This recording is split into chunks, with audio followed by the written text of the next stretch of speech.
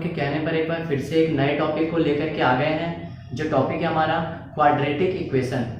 जी हाँ, यानी कि द्विघात समीकरण। हम लोग समझेंगे द्विघात समीकरण क्या होता है, कैसे हम आइडेंटिफाई करेंगे कौन हमारा द्विघात समीकरण है और कौन हमारा द्विघात समीकरण नहीं है। चलिए हम लोग वीडियो स्टार्ट करते हैं। पिछले दोनों टॉपिक का लेक्चर जो है डिस्क्रिप्शन में दे दिया गया है। अगर आपको बहुपद या फिर दो चर वाले रैखिक समीकरण का लेक्चर देखना हो तो आप डिस्क्रिप्शन में जाकर के उस वीडियो को आप देख सकते हैं और समझ सकते हैं।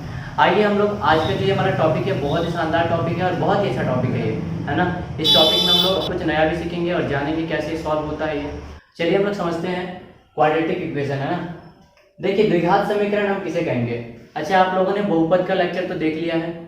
बहुपद में हम लोगों ने द्विघात बहुपद के बारे में पढ़ा था, है ना। वैसा बहुपद जिसका अधिकतम घात मैक्सिमम पावर 2 होगा उसे हम क्या बोलेंगे, हम द्विघात बहुपद बोलेंगे, है ना। क्वाड्रेटिक पॉलिनोमियल पढ़ा होगा आप लोगों ने, तो उसी से रिलेटेड है ये। देखिए इसका डेफिनेशन क्या है, द्विघात समीकरण हम किसे कहेंगे, यदि px बराबर ax² + bx + c, ये तो द्विघात बहुपद का व्यापक रूप होता है, आप लोगों ने पढ़ा होगा। एक द्विघात बहुपद है, हमने वही चीज लिखा भी है, यदि px = ax² + bx + c एक द्विघात बहुपद है तो px = 0, यानी कि ये जो वैल्यू ये 0 के बराबर होगा। अर्थात px 0 बोलिए या फिर ये वाला पार्ट आप 0 बोलिए, है ना, तो फिर उसे हम कहेंगे कि हमारा द्विघात समीकरण है।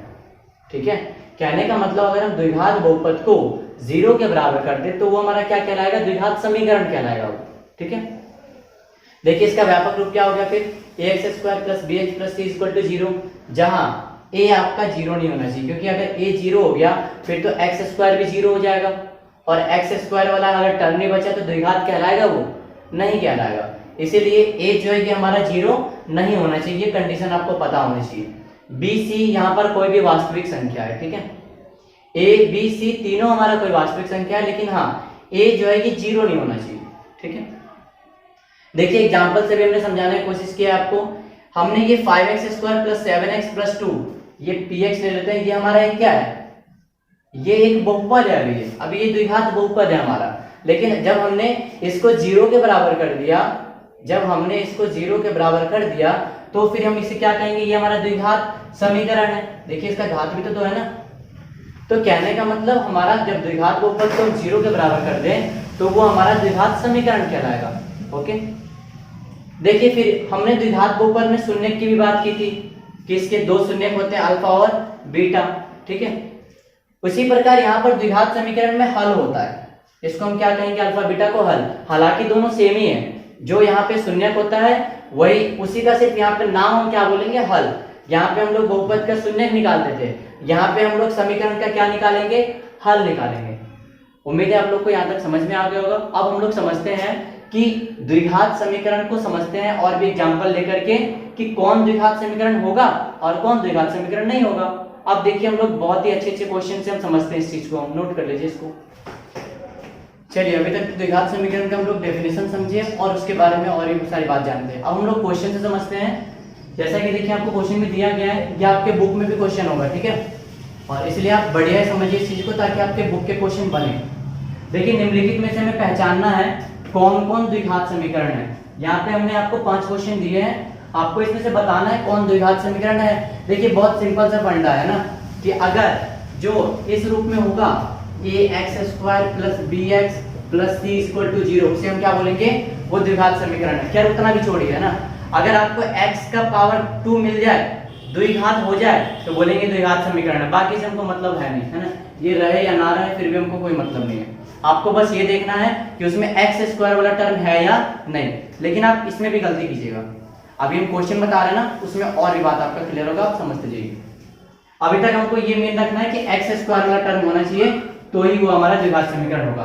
यहाँ पे देखिए x² वाला टर्म आपको दिख रहा है, तो ये है ना, इसको बोलेंगे हाँ यह एक द्विघात समीकरण है, यह एक द्विघात समीकरण है। कभी कभी आपको सवाल डायरेक्ट मिल जाता है तो वो डायरेक्ट पता चल जाता है, लेकिन कभी कभी क्या होगा ना, देखिए ये यहाँ भी दिख रहा है, क्या द्विघात समीकरण है, बिल्कुल है। अभी आपको देखने से लग रहा होगा, लेकिन अब अभी आपको इसको सॉल्व करना पड़ेगा। ठीक है, बिना सॉल्व किए आप नहीं बता पाएंगे इसको। अभी आपने बताया ना कि ये है, लेकिन आप इसको सॉल्व कीजिए, तब बताइए है कि नहीं, फिर हम आपसे पूछेंगे। देखिए इसको हम सॉल्व करें कैसे, हम इसको तो कुछ कर नहीं सकते, इसको आप डायरेक्ट लिख लीजिए ना, इसको आप डायरेक्ट लिख लीजिए क्योंकि ये डायरेक्ट लिखा हुआ है x square plus 3x plus 1। हाँ, इसको हम सॉल्व कर सकते हैं ना, तो ये क्या हो जाएगा हमारा,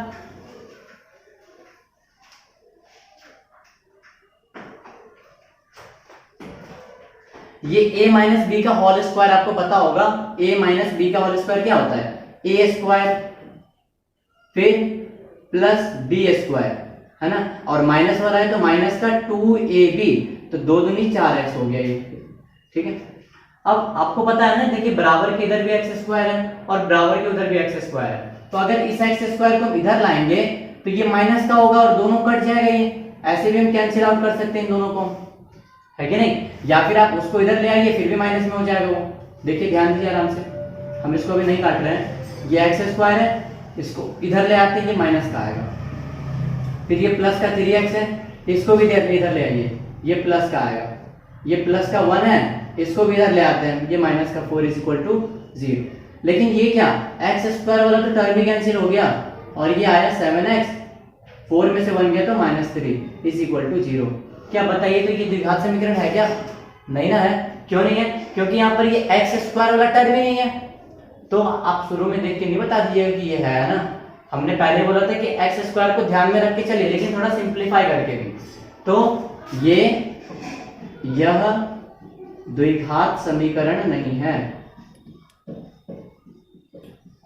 चलिए बहुत अच्छा, थर्ड क्वेश्चन देखते हैं। ये देखिए, ये बताइए तो है कि नहीं, लेकिन पहले इसको भी सॉल्व कर लीजिए, दिख तो रहा है ये, देखते हैं है कि नहीं ये। तो इसका हम एलसीएम कर लेंगे सॉल्व करने के लिए।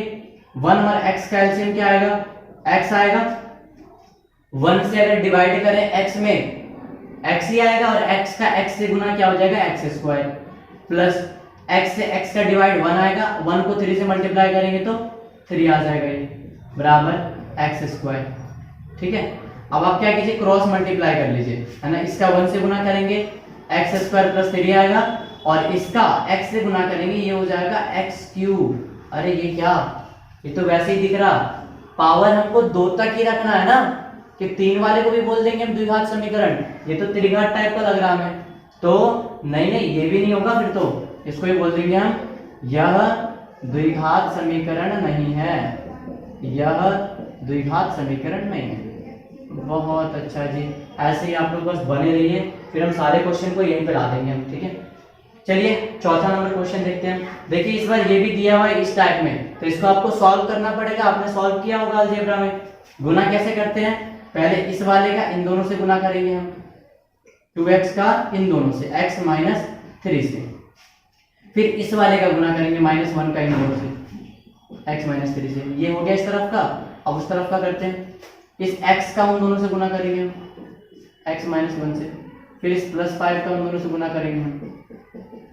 तो आप चलिए इसको सॉल्व करते हैं। ये हो गया 2x स्क्वायर माइनस 2 3 जा 6x, और ये क्या हो गया माइनस का x, फिर माइनस माइनस प्लस का 3 बराबर, फिर ये x का x से गुना क्या आ गया, x स्क्वायर माइनस का x प्लस का 5x और ये माइनस का 5, ठीक है। आपको गुना करना आता होगा।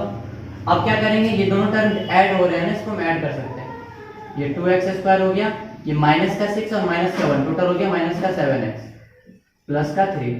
इधर भी देखिए टर्म ऐड या सब्ट्रैक्ट हो रहे हैं, ये तो x स्क्वायर सेम रहेगा, 5 में से 1 गया तो 4x है ना, प्लस का 4x आएगा, ये प्लस में से घट रहा है माइनस का 5।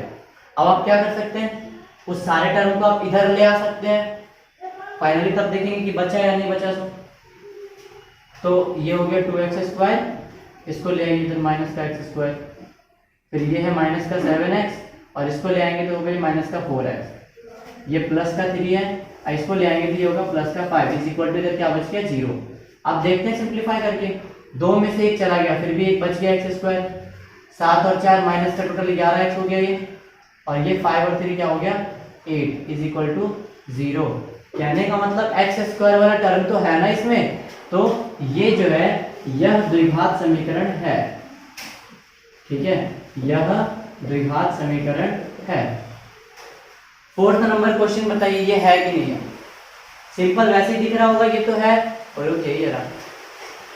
क्या ये बहुपद है, बहुपद है ये, तो जब बहुपद ही नहीं है तो फिर समीकरण कहाँ से होगा? और बहुपद क्यों नहीं है ये? क्योंकि हमने बताया हुआ है पिछले लेक्चर में, जब बहुपद हमने समझाया हुआ, तो अगर कोई वेरिएबल रूट में आ गया ना, ये कंडीशन बताए थे हम, है ना, ये हमारा बहुपद ही नहीं है। जब बहुपद ही नहीं है तो समीकरण कहाँ से होगा? तो कह सकते हैं हम कि यह द्विघात समीकरण नहीं है, यह द्विघात समीकरण नहीं। बहुत अच्छा, फिर आप लोग अपने बुक का क्वेश्चन लगाइएगा और देखिएगा, आपको क्वेश्चन बनेगा ही, ठीक है।